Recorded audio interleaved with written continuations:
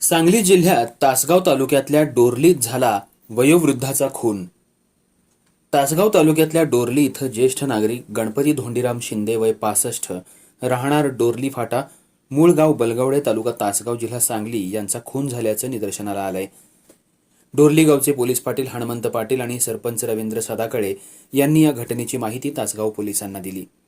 Tasgaon police ठाण्याचे police निरीक्षक सोमनाथ वाघ आणि त्यांची टीम घटनास्थळी तात्काळ दाखल होऊन पंचनामा करण्यात आला। घटनेची माहिती मिळताच सांगलीचे पोलीस अधीक्षक संदीप घुगे, डीवायएसपी सचिन थोरबोले तसंच एलसीबीचे पीएसआय सतीश शिंदे यांनी घटनास्थळी भेट दिली। घटनास्थळावरून मिळालेल्या माहितीनुसार ही घटना काल रात्रीच्या सुमाराला घडल्याची माहिती मिळत आहे। लोखंडी रॉडच्या सहाय्यानं मयत शिंदे यांच्या डोक्यात घाव झाला असल्याचं घटनास्थळावरून कळतंय।